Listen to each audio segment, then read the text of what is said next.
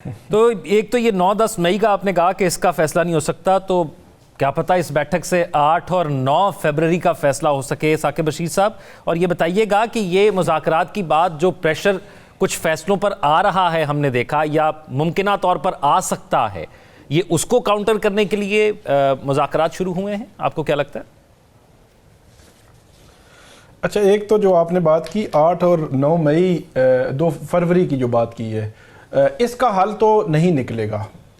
بات جو ہے وہ یہی آگے چلے گی کہ ٹھیک ہے 1 سال 1.5 سال ہم رہتے رہیں گے، قبل از وقت الیکشنز کرا دیں گے، 3-3.5 سال بعد کوئی ایسا حل جو ہے وہ ایسا. تو وہ کیا کہتے ہیں، رانا ثناءاللہ، جاوید لطیف، وہ کہتے ہیں کہ یہ تو 8 اور 9 فروری کی بات کر کے تو آپ یہ کہتے ہیں کہ ان کو جو ہے وہ وزارت عظمیٰ کے منصب پہ بٹھا دیں اور ہمیں جو جیلوں میں ڈال دیں. تو ایسا تو نہیں ہو سکتا نا، اب ہم یہ ڈیل تو نہیں کریں گے. تو اس لیے حل اس کا پھر یہی نکلنا ہے. 8 اور 9 فروری والی اگر بات ہوئی تو پھر حل یہی نکلنا ہے کہ قبل از وقت الیکشنز. جہاں تک بات ہے 9 مئی کی، 9 مئی کے حوالے سے جو پی ٹی آئی کا یا عمران خان صاحب کا موقف ہے وہ یہ ہے کہ وہ کہتے ہیں کہ اس پہ تحقیقات کروائی جائیں، شفافیت ہو، انکوائری کروائی جائے، اور اگر وہ ثابت ہو تو اس کے بعد وہ اس پہ معافی مانگنے کے لیے بھی تیار ہیں. اب مجھے آپ یہ بتائیں کہ جو 9 مئی کے جو ملٹری کورس میں تھے لوگ یا باہر ہیں کچھ لوگ، جو اکرنس ہوئی جہاں جس جگہ پہ وہ موجود تھے، تو وہ ویڈیوز میں نظر تو آ رہے ہیں لوگ، وہ پی ٹی آئی سے بھی ہیں، جس طرح D J S P R بھی کہتے ہیں کہ وہ پی ٹی آئی سے نہیں ہے، تو پھر تو بات ہی اور ہے نا. تو وہ پی ٹی آئی سے تو ہیں. تو اس لیے اس پورے واقعے سے مکمل ڈینائل پی ٹی آئی کا نہیں ہو سکتا کسی صورت بھی. تو اس کا مطلب یہ ہے کہ کہیں نہ کہیں ان کے لوگ موجود تھے مختلف تنصیبات پہ. تو بات وہ کہیں نہ کہیں کوئی کسی نقطے پہ میرا خیال یہ ہے کہ 9 مئی والے بھی پہنچ سکتی ہے. ایک اور بات جو رانا ثناءاللہ اور خواجہ آصف جو ہے انہوں نے کل بات کی، ایک رانا ثناءاللہ صاحب جو مینڈیٹ کی بات کی جاتی ہے، پھر سیاسی طور پر جو انتقامی جو کاروائیاں ہوئی ہیں پی ٹی آئی کے خلاف 2022 سے لے کر اب تک، مقدمے بنے پوری پولیٹیکل پارٹی، ان کے ورکر، سب کے خلاف.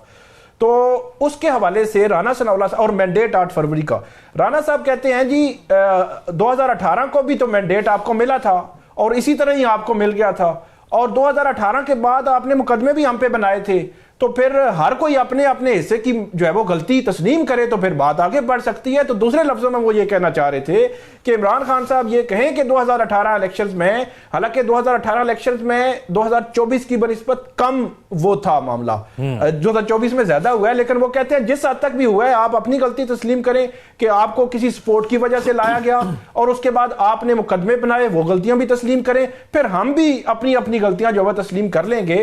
90s میں اگر بات کی جائے تو اس وقت پیپلز پارٹی اور مسلم لیگ نون تھی یا مسلم لیگ تھی، تو اس وقت جو بھی حکومت میں آتا تھا وہ اپنے اپوننٹ کے خلاف سیاسی مقدمے، ان کے خلاف سیاسی انتقام ہوتا تھا. پھر دونوں جب باہر چلے گئے 99 کے مارشل لاء کے بعد، تو پھر مساق جمہوریت آیا، تو دونوں نے ایک چیز طے کر لی کہ ہم نے کس کس نہج پہ جانا ہے اپنی سیاست کے لیے. تو پھر 2018 کے بعد 23-22 تک اور 22 سے اب 24 تک یہ جو معاملہ 90s میں ہوتا تھا سیاسی انتقام کا وہ اب ہوا ہے. اب دیکھنا یہ ہے کہ یہ کیا رکے گا یا نہیں رکے گا. عمران خان صاحب کی سوچ 2014 میں، 18 میں، 22 اور 24 میں مختلف تھی. ابھی ان کو تقریباً 1.5 سال ہو گئے جیل میں. اب دیکھنا یہ ہے کہ سیاسی طور پر وہ پختگی آ چکی ہے ان میں جو آنی چاہیے، کیونکہ جتنے بھی معاملات ہیں وہ سارے سیاسی جماعتوں نے ٹیبل پر بیٹھ کر ہی حل کرنے ہیں.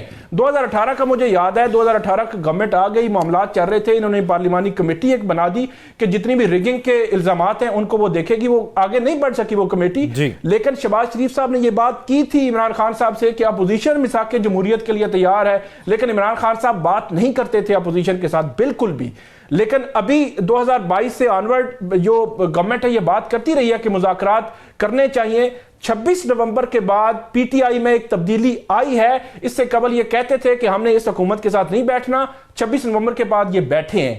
جو خواجہ آصف بات کر رہے ہیں کہ یہ نہ ہو ہم کہیں استعمال ہو جائیں، خواجہ آصف نے یہ ہاں بالکل آپ کہہ رہے ہیں. اور پھر وہ تبدیلی کا جو ذکر عمران خان صاحب کیا کرتے تھے کہ تبدیلی آ نہیں رہی، آ گئی ہے، تو وہ پاکستان تحریک انصاف خود آ گئی ہے. پھر اس کا مطلب 26 نومبر کے بعد ثاقب رشید صاحب کافی غلطیوں نے مفید قسم کا جو سفر کا ایک ذریعہ ہے اس کو غیر محفوظ بنا دیا ہے.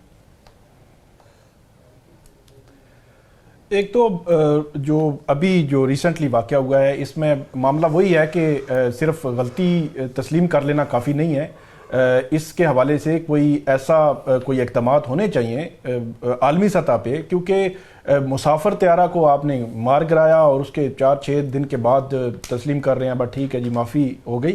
اور اس سے قبل بھی دیکھیں آپ 2020 میں یہ ایک ایرانی جب ایک کمانڈر جو ہے وہ مارے گئے تھے عراق میں, تو اس وقت جو ایران جو ہے وہ عراق میں جو امریکی تنصیبات تھیں ان کو نشانہ بنا رہے تھے, تو ایک یوکرینی طیارہ تھا ایران نے اس کو ہٹ کیا اور بعد میں انہوں نے تسلیم کیا. تو اس وقت بھی اس میں تقریباً 176 مسافر جو ہے وہ موجود تھے. تو اس کی بھی تحقیقات کے حوالے سے ایران میں بہت زیادہ عالمی دباؤ بھی تھا, انہوں نے کوئی تحقیقات کی بھی, لیکن کوئی لاجیکل اینڈ بنتا نہیں ہے.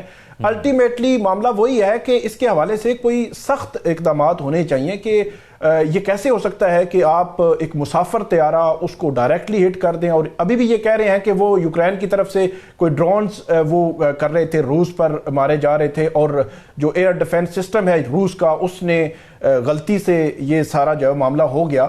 اور اس سے میرا خیال میں کوئی اتنی ٹیکنالوجی تو آ ہی چکی ہے کہ پہلے ہی اس حدود میں آنے والے طیاروں کو آگاہ کر دیا جائے کہ اس قسم کی ہنگامی سچویشن جو ہے بن چکی ہے. وہ آگاہی نہیں ہوئی اور مار گرایا اور اس کے بعد کہہ رہے ہیں معافی. معاملہ یہی ہے کہ کوئی اس کی تحقیقات بھی ہونی چاہیے اور سزا جزا کا کوئی معاملہ عالمی سطح پہ ضرور ہونا چاہیے.